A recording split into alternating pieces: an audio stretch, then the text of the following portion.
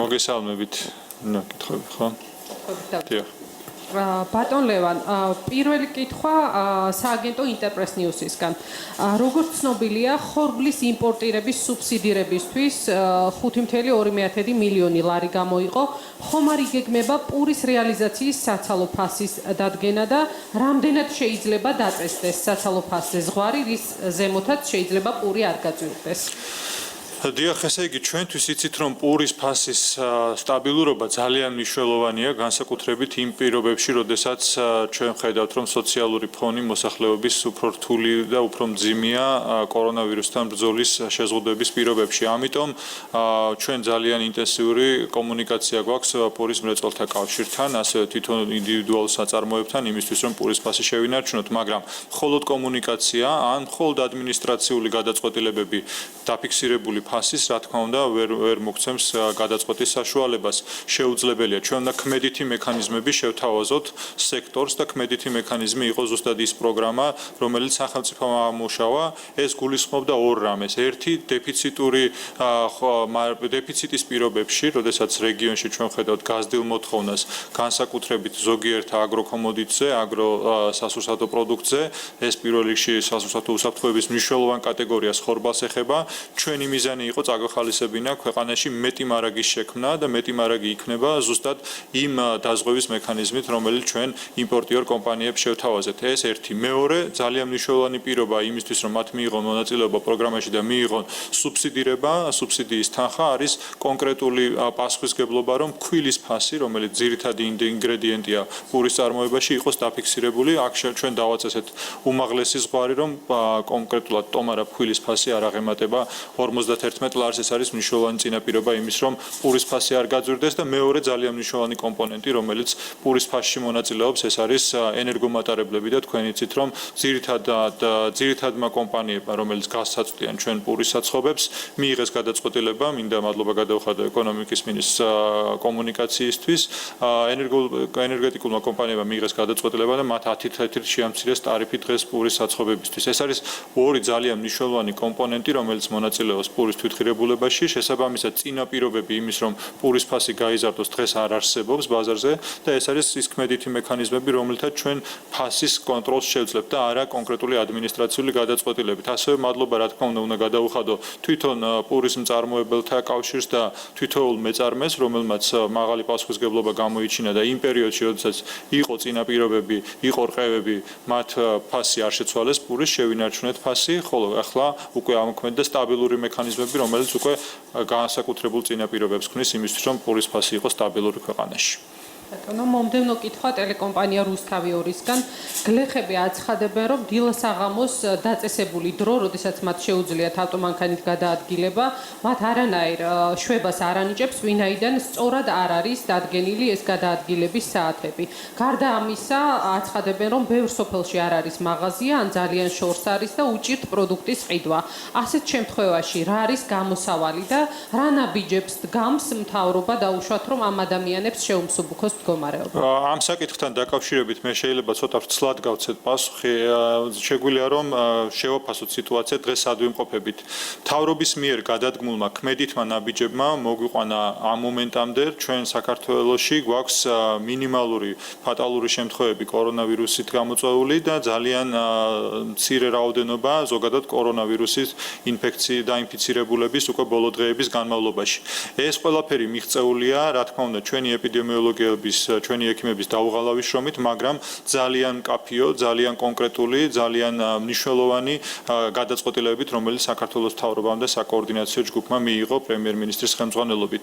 რა თქმა უნდა, თითოეული ეს შეზღუდვა და არაერთჯერ განგვიცხადებია ამაზე, გულისხმობს დამატებით დისკომფორტებს ჩვენი მოსახლეობისთვის. ეს უკავშირდება უბრალოდ საყოფაცხოვრებო საქმიანობას თუ სამეურნეო საქმიანობას ამა თუ იმ სუბიექტების, ასევე სატრანსპორტო გადაადგილებების შეზღუდვა და შეზღუდვის გაგრძელებამ ჩვენ ვიცით რომ ჩვენ მოსახლეობას რა თქმა უნდა დამატებითი დისკომფორტი შეუქმნა. ჩვენ ეს ყველაფერი გვესმის მათ შორის უხერხულობები, რომლებიც ფერმერებს გააჩნიათ იგივე მობილობასთან დაკავშირებით, მაგრამ მერწმუნეთ რომ მობილობის შეზღუდვა იყო აუცილებელი წინაპირობა იმისთვის რომ ჩვენ ეს ეპიდემიოლოგიური მდგომარეობა გქონოდა და არა კატასტროფა, რომელიც რა თქმა უნდა გარდაუვალი იყო ასეთი შეზღუდვების დაწესების გარეშე. ამიტომ ყოველთვის ვაცხადებდით ჩვენ რომ ჩვენთვის უპირველესია ჩვენი მოსახლეობის ჯანმრთელობის დაცვა, რა თქმა უნდა ეკონომიკური ინტერესები ასევე ძალიან მნიშვნელოვანია, მაგრამ ხშირ შემთხვევაში გვიწევს გარკვეული კომპრომისი ეკონომიკასთან მიმართებაში. ასე რომ ერთი მნიშვნელოვანი საკითხი, რასაც ასევე ხაზი უნდა გაუსვათ, ჩვენ შედეგებს მივახციეთ მხოლოდ საზოგადოების სოლიდარობით. სოლიდარობა არის ის აუცილებელი პირობა, რომ ჩვენ გქონდეს წარმატება და ამ შემთხვევაში ფერმერებიც, რომელიც ჩვენთვის განსაკუთრებით ღირებული კატეგორიაა, ჩემთვის პირადად, რომლებიც არიან ჩემი სფეროს წარმომადგენლები, ჩემი კოლეგები, ჩემი მეგობრებიც, იმიტომ რომ მეც ამ სფეროს დიდი ხანია წარმოვადგენ, რა თქმა უნდა იქნებიან სოლიდარულები დანარჩენ საზოგადოებასთან ერთად, რა თქმა უნდა გაითვალისწინებენ, რომ ეს არ არის ყველაზე კომფორტული პერიოდი მათ ცხოვრებაში. ბევრი სირთულე შეიძლება იყოს მათ საქმიანობაშიც, მაგრამ გამოსავალი არის თანამშრომლობაში, მხოლოდ და მხოლოდ თანამშრომლობაში და მეტკომუნიკაციაში. რაც შეეხება გადაწყვეტილებებს, რომელიც ჩვენ ფერმერებისთვის მივიღეთ, ესეც აუცილებელი საჭიროებიდან გამომდინარე იყო. სხვა შემთხვევაში ჩვენ ვიცით, რომ მობილობის მეტი შეზღუდვა მეტ შედეგებს გვაძლევს, მაგრამ კონკრეტული კორიდორი, რომელიც ფერმერებისთვის დაწესდა, რა თქმა უნდა იძლევა საშუალებას, რომ მათ საგაზაფხულო სამუშაოები ჩაატარონ და შეფერხების გარეშე, თუმცა რა თქმა უნდა გარკვეული სირთულეები ემატება მათ საქმიანობას, მაგრამ მუნიციპალიტეტების დონეზე მათ შეუძლიათ გქონდეთ ყოველდღიურად კომუნიკაცია და მუნიციპალიტეტები მისცემენ საშვებს, მისცემენ დამატებით უფლებას ასეთი მცირე მაღაზიების ოპერირების შემთხვევაში, ასევე დამატებით ინფორმაციას იმ კითხვებზე, რომელიც მათ შეიძლება იგივე გადაადგილებასთან დაკავშირებით გქონდეთ. თუმცა ინფორმაცია, რომელიც მე ვფიქრობ საჯაროდ უკვე განცხადდა გუშინ, ყველა ფერმერისთვის არის ხელმისაწვდომი. ჩვენ SMS-ს უგზავნით დღის განმავლობაში ყველა ფერმერს, რომ კიდევ ყველასთან მივიდეს ინფორმაცია, რომ კონკრეტული საათები დილის და საღამოს მათი გადაადგილებისთვის არის დაშვებული. თუ საავტომობილო გადაადგილებას გულისხმობთ, თუმცა ფეხით გადაადგილება ადგილ ახლომდებარე საკარმიდამო თუ სასოფლო-სამეურნეო ნაკვეთებში რა თქმა უნდა შეზღუდული არ არის. მაგრამ კიდევ ერთხელ, ასე იგი კაფიოდ მინდა ხაზი გაუსვა იმას, რომ თითოეული გადაწყვეტილება, რომელსაც ჩვენ ვიღებთ, არის რთული, მაგრამ ძალიან დიდი საჭიროებიდან გამომდინარე.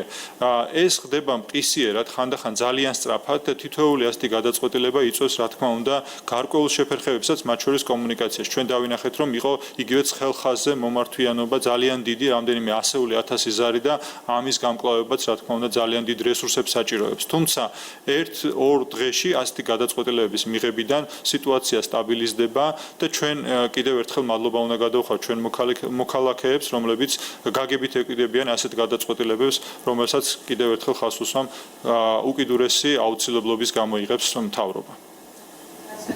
მომდევნო კითხვა რადიო თავისუფლებისგან ბატონ ლევან, რა სტრატეგია აქვს სოფლის მეურნეობის სამინისტროს იმ მცირე მეწარმეებთან და ფერმერებთან მიმართებაში, ვისაც საგანგებო მდგომარეობის დროს გაუჩნდა პროდუქციის რეალიზაციის, გადაადგილების, ასევე მიწის დამუშავების პრობლემა. თუ შეგიძლიათ თქვათ, რა კონკრეტული შეთავაზებები გაქვთ მათი მისამართი? დიახ, ნინო, მე ვფიქრობ ნაწილობრივ ამ კითხვას პასუხი ჩვენ გავეცით, მაგრამ კიდევ ერთხელ განმარტავთ, რომ მცირე იქნება ეს თუ მსხვილი ფერმერები იქნება, რა თქმა უნდა, მცირე ფერმერებს, რა თქმა უნდა, მეტი შეიძლება ესეთი დისკომფორტი ამ პრობლემა ჰქონდეთ თავიანთ ოპერირებაში, მაგრამ ძალიან მნიშვნელოვანია, რომ გავიგოთ, რომ ჩვენ ეს გადაწყვეტილებები, რომელსაც ვიღებთ, არის უკიდურესი აუცილებლობიდან გამომდინარე. ამიტომ გვესმის, რომ გარკვეული კომპრომისი ამ შემთხვევაში უნდა გქონდეს და ჩვენ გვაქვს მოლოდინი ასევე სოლიდარობის ჩვენი ფერმერებისგანაც. ჩვენი ფერმერები არიან ის კატეგორია, რომლებიც აბსოლუტურად შეიძლება მოკრძალების გარეშე ითქვას, რომ გმირულ საქმიანობას ჩადიან. ისინი რთულ პირობებში, გარემოს, კლიმატს და ასე შემდეგ ებრძვიან იმისთვის, რომ სასურსათო უსაფრთხოება ჩვენი ქვეყნის უზრუნველყონ. და რა თქმა უნდა, სახელმწიფო მაქსიმალური უნდა გააკეთოს მათი მხარდასაჭერად, მაგრამ თუ ჩვენ არ გავიგებთ იმას, რომ იქნება გარკვეული სირთულეები და უხერხულობები ამ შემზღუდავი ღონისძიებების გამო, მაშინ წარმოუდგენელია, რომ ჩვენ მივახციოთ პროგრესს და მეორე მხარეს არის ჩვენი ქვეყნის მოსახლეობის ჯანმრთელობის უზრუნველყოფა. თითოეული მოქალაქის სიცოცხლე და სიცოცხლეზეა ამ შემთხვევაში საუბარი, თორემ ჩვენ გვესმის, რომ ნაშრომი, ნაჯაფი, რომელიც ადამიანების შრომის შედეგი, რომელიც დღეს რეალიზაციას საჭიროებს, ის რა თქმა უნდა გაიყიდოს, არ უნდა გადაიყაროს, მაგრამ ძალიან დიდი პრობლემებია მეორე მხარეს. ახლა რაც კონკრეტული შეიძლება ფერმერებს უთხრათ. იცით რომ ჩვენ მობილობა შევზღუდეთ მათ შორის საავტომობილო გადაადგილებები შეიზღუდა 27 აპრილამდე. 27 აპრილიდან ეტაპობრივად იქნება გარკვეული მობილობის გაზრდა ქვეყანაში და ამაზე დეტალურად ექნება პრემიერ-მინისტრს ხვალ პრეზენტაცია, სადაც ეკონომიკურ საკითხებზე იქნება მათ შორის მსჯელობა და მათ შორის იქნება უფრო მეტი მსჯელობა ფერმერებისთვის საინტერესო საკითხებზე, ამიტომ მე არ გავუსწრებ მოვლენებს, მაგრამ ერთი რამ შეიძლება ითქვას, რეალიზაციისთან დაკავშირებული საკითხები დაკავშირებულია მობილობასთან, რომელიც 27 აპრილიდან ნელ-ნელა გაიხსნება. 27 აპრილიდან ჩვენ ხედავთ, რომ მეტი საშუალება იქნება გადაადგილებების. ეს ნიშნავს, რომ რეალიზაციის პრობლემები კიდევ უფრო მეტად მოგვარდება. თუმცა ჩვენთვის ძალიან მნიშვნელოვანია გავითვალისწინოთ, რომ 4 და 5 დღე რაღაცნაირად უნდა გაუძლოთ და ეს უნდა გავითვალისწინოთ. სოლიდარულები უნდა ვიყოთ. სოლიდარობა არის წინაპირობა იმის, რომ ჩვენ მივახცევთ შედეგებს. მეორე, ძალიან მნიშვნელოვანია, რომ მათ უნდა ჰქონდეთ სარეალიზაციო არხები. სარეალიზაციო არხებთან დაკავშირებით ჩვენ გვაქვს გეგმა, რომელზეც ადრეც ჰქონდა საუბარი, რომ ეტაპობრივად გარკვეული აგრარული ბაზრები სტანდარტების დაკმაყოფილების შემთხვევაში შეძლებენ ოპერირებას და დღეს ასეთი ბაზრები, რომლებიც მზად არიან, რომლებმაც ჩვენი სტანდარტის ამოქმედების შემდგომ უკვე მოამზადეს პირობები, ნელ-ნელა დაემატებიან და დაემატება იმ ბაზრების ნუსხას, რომელიც დღეს მუშაობს. ასევე ჩვენ ვცდილობთ, რომ ორგანიზებულად მოხდეს კომუნიკაცია მსხვილ ყიდველებსა და მსხვილ გამყიდველებს შორის, ან დაუშვათ კონსოლიდირებულად ფერმერთა ჯგუფებს შორის. თუმცა, რა თქმა უნდა, კიდევ ერთხელ ჩვენ არ გვაქვს ილუზია, რომ მხოლოდ რამდენიმე ქსელი, ეს ორგანიზებული სავაჭრო ქსელი და სუპერმარკეტი ვერ შეძლებს მთლიანად ამ მიწოდების და მიწოდების საკითხის გადაწყვეტას. რა თქმა უნდა, ჩვენ მეტი მობილობა გვჭირდება და იგივე საბითუმო აგრარული ბაზრებიც. მაგრამ ეს ყველაფერი კომპლექსში რეალურად სიტუაციას შეუმსუბუქებს ჩვენ ფერმერებს. ანუ დღითი დღე ეს სიტუაცია კიდევ უფრო მოგვარდება, კიდევ უფრო ნაკლები წნეხი იქნება ჩვენი ფერმერებისთვის, მაგრამ ჩვენ კიდევ ერთხელ უნდა გავითვალისწინოთ, რომ ძალიან მნიშვნელოვანია, რომ გვესმოდეს ის შეზღუდვები, რომელიც შემოტანილია, არ არის ვინმეს წინააღმდეგ მიმართული, არამედ აუცილებლობიდან არის გამომდინარე. ბატონ ლევან, მთავარი არხის კითხვა არის, მათი ინფორმაციით იგეგმება, რომ ოჯახებს დახმარების სახით სახელმწიფომ ერთჯერადად გადასცეს 400 ლარი. ამასთან დაკავშირებით რისი თქმა შეგიძლიათ? ბევრი სპეკულაცია მოვისმინეთ ჩვენ ამ დღეების განმავლობაში, სხვადასხვა სივრცეში, ეს იყო მედია საშუალებები და ასე შემდეგ, მათ შორის ოპონენტები სულ საუბრობენ ეკონომიკურ თუ სოციალურ პაკეტზე. ჩვენ დავანახეთ საზოგადოებას, რომ თანმიმდევრულია ჩვენი პოლიტიკა, თანმიმდევრულია ჩვენი გადაწყვეტილებები, თითოეული ნაბიჯი კონკრეტული ლოგიკის შედეგია. ამაზე პრემიერ-მინისტრს გუნდს ჰქონდა რამდენიმეჯერ საუბარი, რომ ჩვენ საჭირო დროს გავაკეთებთ ინფორმაციას მოსახლეობისთვის, მივაწვით ინფორმაციას. დეტალური ინფორმაცია ამის შესახებ გაკეთდება პრეზენტაციაზე, რომელსაც პრემიერ-მინისტრი უკვე ხვალ ჩაატარებს. ძალიან ბევრი დეტალი უპასუხისმგებლობები იქნებოდა ჩვენი მხრიდან გადაწყვეტილები ან საუბარი კონკრეტულ რიცხვებზე იმ დროს, როდესაც ეს რიცხვები და პარამეტრები არ იყო შეთანხმებული საერთაშორისო ორგანიზაციებთან, მათ შორის მსხვილ საფინანსო დონორებთან, რომლებთანაც ჩვენ ინტენსიური დიალოგი გქონდა, იცით დღე და ღამე ფაქტიურად ფინანსთა სამინისტრო და პრემიერ-მინისტრი ხვდებოდა ვიდეო კონფერენციის რეჟიმში კოლეგებს, ეს ექნებოდა სავალუტო ფონდი, მსოფლიო ბანკი, სხვადასხვა ფინანსური ინსტიტუტი, რომელთა დახმარების კომპონენტი მნიშვნელოვანწილად განაპირობებს იმ პარამეტრებს, თუ როგორი იქნება დახმარების პაკეტი ჩვენი მოსახლეობისთვის. ამიტომ დღეს ახლა ამაზე საუბარი ზედმეტია, ხვალ მოსახლეობას ჩვენ დეტალურ ინფორმაციას გავაცნობთ. ბატონო, მომდევნო კითხვა, ბატონ ლევან, ტელეკომპანია ფორმულასგან. კომპანია ჯიბე მარნეულში იბარებს ფერმერების პროდუქციას. ოპოზიცია აცხადებს, რომ ამ კომპანიას მიეცა ექსკლუზიური უფლება და ის არის მონოპოლისტი ბაზარზე. შესაბამისად, ფერმერები იძულებული არიან, რომ მინიმალურ ფასად ჩააბარონ თავიანთი პროდუქცია, ვინაიდან ბაზარზე კონკურენცია არ არის. თუ შეგიძლიათ განმარტოთ, რა პრინციპით შეირჩა ეს კომპანია და იყვნენ თუ არა სხვა მსურველებიც? ბუნებრივია, რომ ეს ესეთი მორიგი მცდარი ინფორმაცია, რომლის გავრცელებასაც ცდილობენ ოპონენტები და ძალიან სამწუხაროა, რომ იგივე მოვლენები, რომლებიც განვითარდა ქვემო ქართლში, გუშინ და მე ხაზგასმით მინდა აღვნიშნო, ოპონენტებმა გამოიყენეს პოლიტიკური ქულების დასაწერად, თუმცა რა თქმა უნდა ეს მე ვფიქრობ, რომ არ გამოვა, იმიტომ რომ მათი მცდელობა აბსოლუტურად არამორალურია მინიმუმ და უპასუხისმგებლოა, რა თქმა უნდა, და პოლიტიკურ ეთიკას ცილდება. იმ დროს, როდესაც ჩვენ ვხედავთ, რა რთულ მდგომარეობაში არიან ჩვენი ფერმერები, და ეს ყველაზე მეტად ალბათ გულის სატკივარია ჩვენთვის ერთის მხრივ და ჩვენ გულწრფელები ვართ ჩვენ ფერმერებთან და ვეუბნებით რომ დღეს ხვალ რაღაცა ილუზიებისში არ უნდა ვიყოთ და რაღაც იდეალური სიტუაცია არ გვექნება ჩვენ გვესმის რომ ეკონომიკური სიტუაცია ქვეყანაში მძიმდება და ამას საპასუხო ნაბიჯები ექნება ხელისუფლების მხრიდან ამ დროს უბრალოდ ცეცხლზე ნავთის მისხმა არის ვფიქრობ რომ ელემენტარულად არამორალური განსაკუთრებით ფერმერებთან მიმართებაში